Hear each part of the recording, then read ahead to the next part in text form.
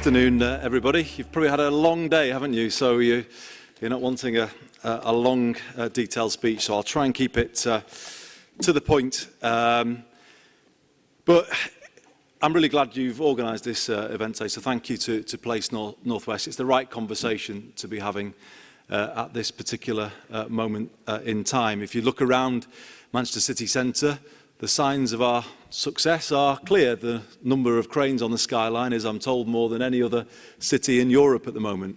But it's clear to me 1 year into this job that Manchester's economic success is asking questions of our transport system that it can't answer to anybody's satisfaction.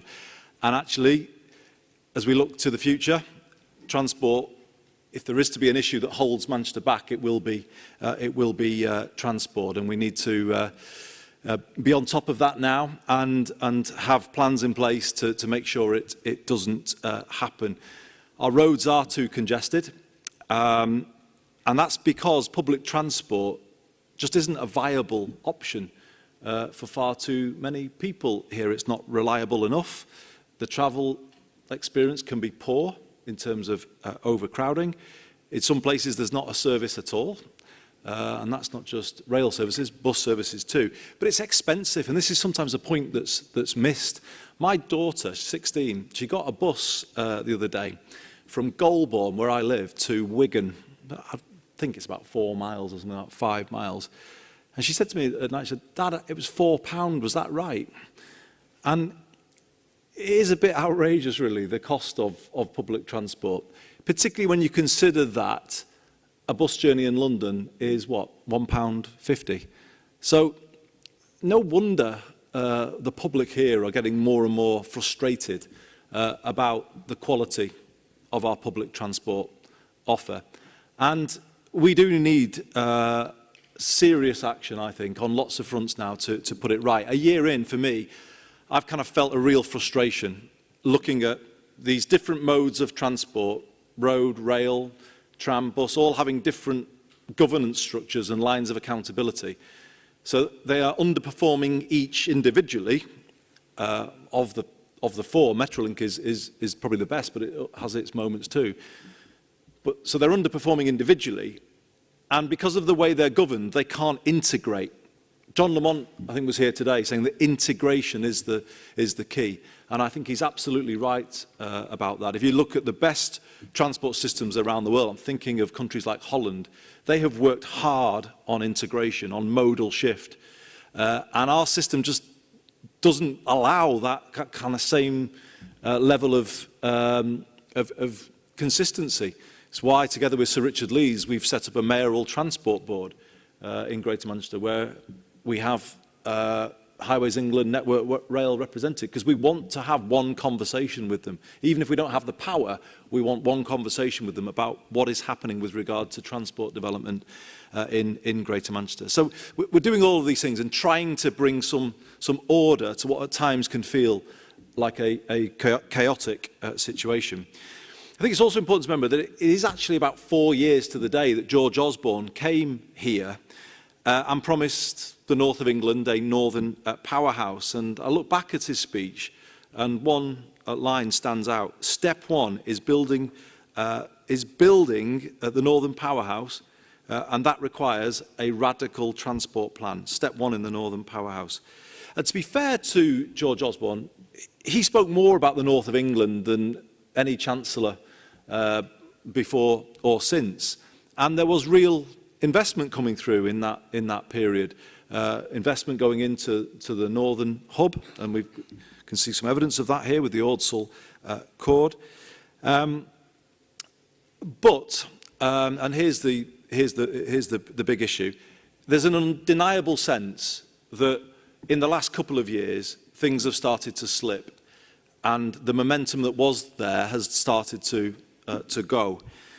And I would even argue that there's a number of ways in which you could see how transport is actually going backwards rather than forwards at the moment. So let's just look at a couple of those things. Firstly, we had last summer the question mark about the electrification of TransPennine and the delay that crept in there, and the downgrading of the plans. But it wasn't just that. There was delay to the upgrade of Manchester-Oxford Road and Piccadilly. Not long after, we got news that the promised devolution of control over rail stations wouldn't actually be coming. So there's a whole range of ways in which things have slipped backwards. And if there was a sense that the government's focus was no longer on the north, clearly that's come through with the latest timetable chaos and the emergency timetable. There is a sense that people weren't focused on what was happening here. Otherwise, some of it would have been anticipated. And I will say it, and I won't labour the point, but the Secretary of State's failure to come here today kind of cements that feeling that this isn't where their focus is, and it should be where their focus is. Why? Because I would say the transport need of the north of England is greater probably than anywhere else in the country. And we didn't demand a northern powerhouse, we were promised one. And we were promised all of that investment in the northern hub, Trans-Pennine upgrade, all of those things. We were promised improvements at Oxford Road and Piccadilly. So actually, we're only asking for what we were promised a few years ago. And this is my worry about today's decision on Heathrow. If you look at it back a couple of years ago, and the Airports Commission reported, we had momentum and we had very firm commitments for the north of England. And therefore, it looked different. Now, where we don't have the same level of engagement with the government, the decision that Parliament may or may not take later, probably will take about Heathrow later, is a more worrying scenario, because we don't have the same level of commitment to the north, and actually there is bound to be significant knock-on spending in extra road and rail public transport capacity to deal with the expanded numbers coming through Heathrow, and that could be investment that would otherwise have come here. It's why I've said that really Parliament should only approve it if there is a clear guarantee that transport investment in the north will not be delayed or reduced by any decision to approve a third runway at Heathrow. And I believe we've asked for that commitment. It hasn't yet been given, and I think that call needs to come not just from political leaders but from business leaders too. But to get to what I wanted to say today, I don't want to make this sound like one long whinge, because is that going to get us anywhere? Possibly not. I am very frustrated actually about where the transport debate in relation to the Northern Powerhouse is right now. But I just wanted to lay out 5 things that the government could do to get things back on track, and actually to get us back to where we were a couple of years ago. And I just want to take you through those. The first one is we need a decision on electrification of Trans-Pennine. What are we going with here? And let's have the project that delivers the fastest journey times, but without major disruption. Let's just have a decision so that we can get on and we can see those improvements coming through in a reasonable time frame. We gather it's on the Secretary of State's desk. Well, let's hear the outcome. And as long as it will deliver real improvements in a medium term at least, then I think we should then say, well, that's something, and we should go with that. The second area where the government can put things right is around HS2. Now, this is where it gets frustrating for me. We look down south and we look at London Euston, no expense spared when it comes to responding to some of the concerns raised by local communities around Euston. You look at the Chilterns, no expense spared in tunnelling under the fields there. And if people talk about BCRs, well, you don't get much of an economic benefit for tunnelling under fields. That is purely to deal with concerns raised by local communities. So why is it, having committed all of that funding there, why is it that Greater Manchester is still being asked to make a major contribution to the station at the airport? Why is that? Why are Birmingham getting an HS2 airport station fully funded? Why are all those things that I've mentioned fully funded further down the line? And why are we having to to make a contribution? And why are we still in the position of potentially facing a suboptimal option for Manchester Piccadilly? So it would appear that the government's preferred option is still the surface level option at Piccadilly, where it is built out on the same level as the existing lines. Our concern about that is twofold. Firstly, it will take away some of the most prime real estate for development in the whole of the north of England, the land to the north of Piccadilly. Secondly, by building it in that way, it would essentially mean that any future Northern Powerhouse Rail east-west service would be a turn-back service. So services would have to go into Piccadilly, and there'd be a delay while the driver got out, walked down, and then drove out the other way. That is not a 21st century rail solution that we're being offered. It feels to me on HS2 like we're being offered second best. Why should we accept second best? If we need to rebalance our economy post-Brexit, then surely we should be saying that the north of England gets the best possible option so that we can build a 21st century economy on the back of it. And I think we need to carry on making that argument, because actually it does play into the airport debate. If Manchester Airport got an HS2 station, and if we had Piccadilly built as we're describing it as a tunnelled layered station, and if we had the Northern Powerhouse Rail coming through both the airport and Piccadilly, Manchester Airport will be one of the best connected airports in Europe, because you'd be able to go north, south, east, west on high-speed rail from Manchester Airport. That, it seems to me, is a great opportunity. And, as we know, there is spare runway capacity there. So, number two, we need the right solution on HS2. Number three, we need a timetable now for Northern Powerhouse Rail. The idea that it's all unspecified and it just keeps kind of rumbling on but isn't clear where it sits in the pecking order. Is it above or below Crossrail 2 in London? Our feeling is it's probably below, because Crossrail 2 has been given a pretty much big green light by the government.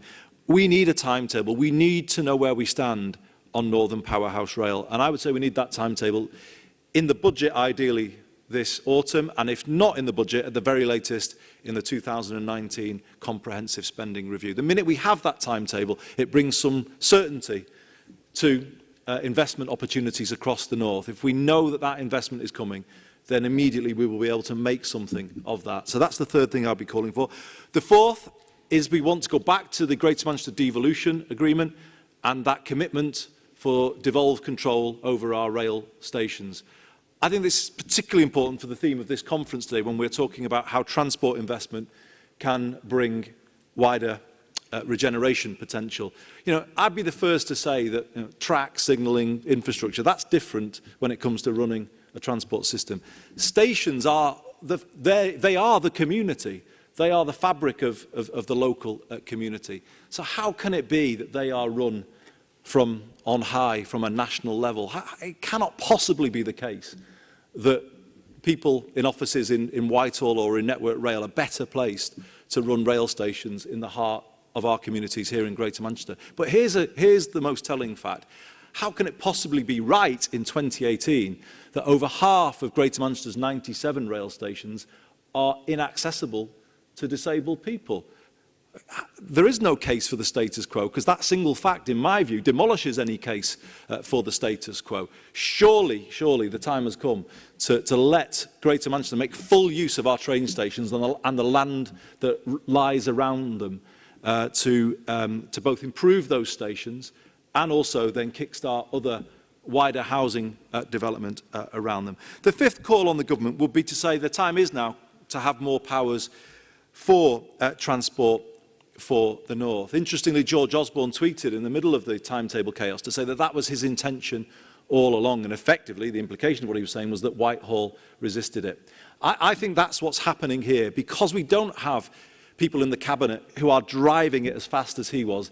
The Whitehall machine is trying to pull ground back, so it's kind of pulling back from the devolution of train stations. It's pulling back from giving the north more control over the management of the franchise. The truth of the matter is, Highways England and Network Rail should be much more accountable to transport for the North, so that we can manage these infrastructure programmes and ensure that there is no slippage. And if there is slippage, have the ability to call them out and hold them to account. They are not at the moment, neither of these two bodies, they are not sufficiently accountable to the public of Greater Manchester. The overrunning of the works on the M60 has caused chaos here for many, many months.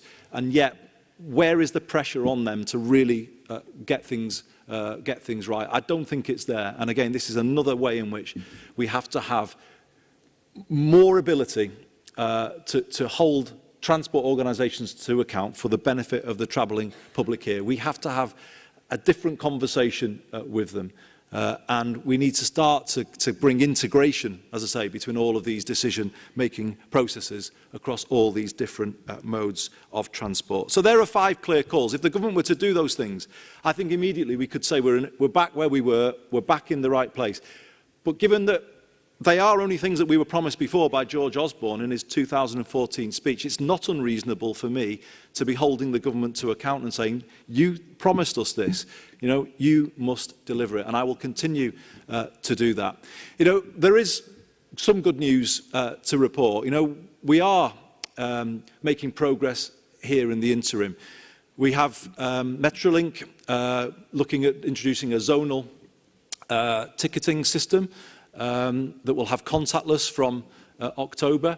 That is a real sign of progress. We have Chris Boardman announcing his vision on Wednesday for effectively it will be a radical blueprint for improving cycling and walking infrastructure across Greater Manchester, so look out for that. We're beginning to use the powers that we were given under the Bus Services Act 2017 to improve bus services, and I'm very clear that I want to start with making travel free for 16 to 18-year-olds, and we're in a conversation at the moment about how best we can achieve that.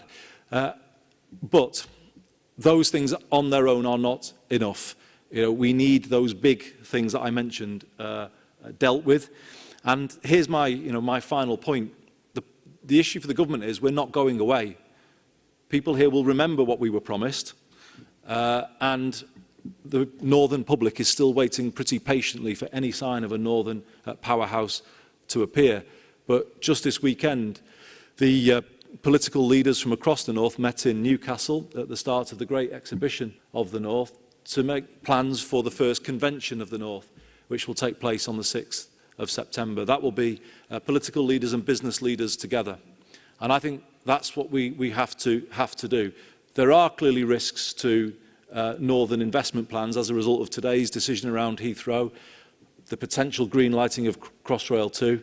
So we just can't sit there anymore. I don't think we've ever particularly lobbied as One North and done that properly. Well, times are changing. I think the moment has come for us to start to do that.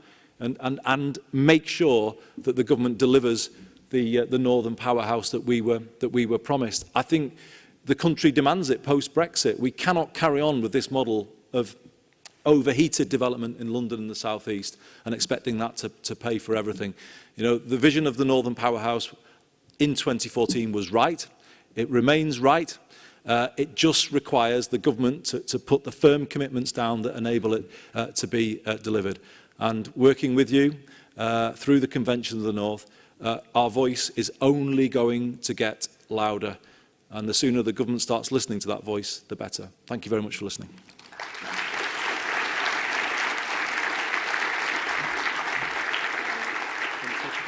Great. Yes, so Andy can stay a few minutes for questions. I've got a few as ever, but also questions on Slido. So, Andy, do you think any mayors other than Sadiq Khan have any real power, considering the kind of response you've had from government after your first year as Mayor of Greater Manchester?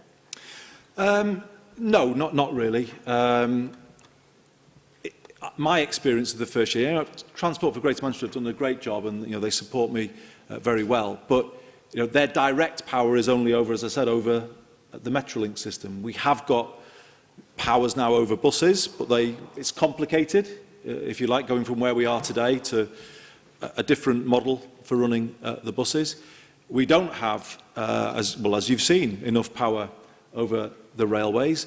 And the power that we do have as TfN is only over the franchise. It's not over the infrastructure.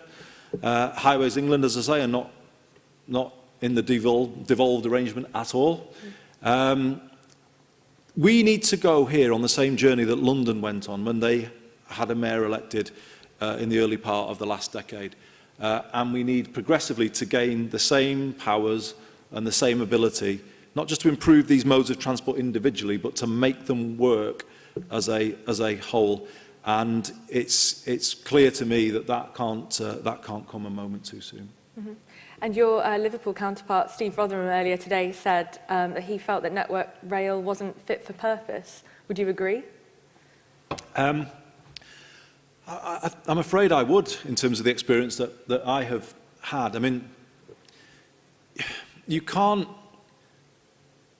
allow projects to go as wrong as they did without then also having the ability to kind of stop the chaos effectively. But it feels to me like there was no early warning system within the rail industry where somebody said, hang on a minute, this is going wrong, this new timetable needs to be stopped. And I think both Network Rail and the operator need to be honest about that. You can't, have a situation where it's so fragmented that nobody takes responsibility. And also where it just becomes routine, that there can just be these delays and everyone just has to get on with it. That just isn't acceptable. And in terms of them being not fit for purpose, I would say let TfN oversee the infrastructure plans for the north of England. And let Network Rail be held to account by TfN with respect to the timetabling of those plans. What worries me is that the rail industry feels to me as though it's kind of, delay a scheme there because we're overrunning over here, and that's the old way, it seems, of working, and I'm afraid it's no longer going to be acceptable to any of us. Mm-hmm. And how are you working with other metro mayors, with Steve, and also outside of the Northwest as well, in terms of improving that transport for the North? Yeah, I mean, it's getting stronger all the time. We're meeting as leaders more and more. As I say, we met in Newcastle at the weekend. We're really developing a clear and shared agenda on transport. TfN as a board, my experience of it so far is that it's really sort of getting into its stride. I would say to the government, let us make us responsible, but then you can still hold us to account. We're ready to be held to account by the northern public. The worst of all worlds is the frustration of not being able to influence some of these decisions, and then we just see the chaos that comes. I think we are ready to step forward and accept responsibility for running the northern transport system, because the status quo just hasn't served us well. And I just think it is the case that the DfT has never particularly made the North its priority.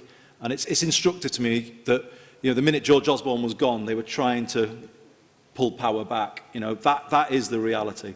And we need to ensure that this process is unstoppable, actually, that the North is only going to get more and more control over our transport system. And I think the time, given what's happened, their ability to resist it, I think, is getting weaker all the time. Mm-hmm.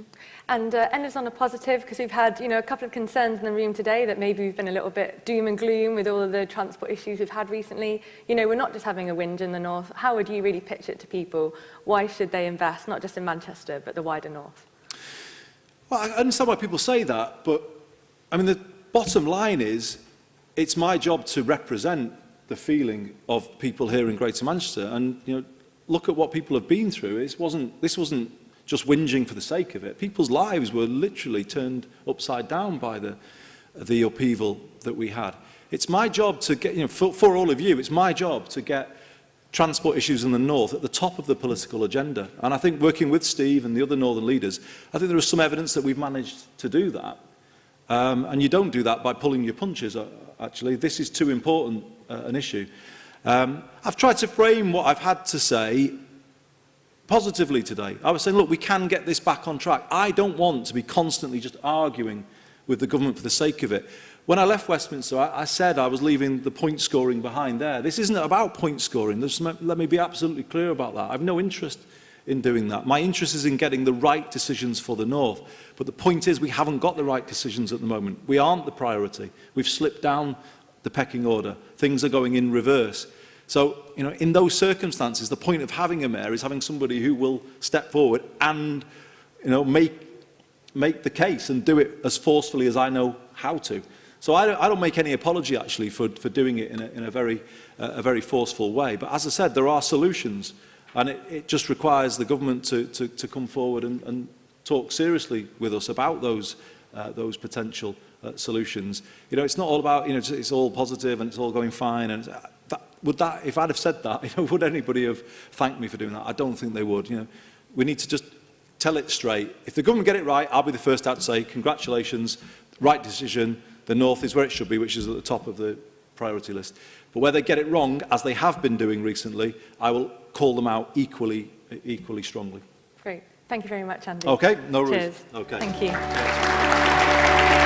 you.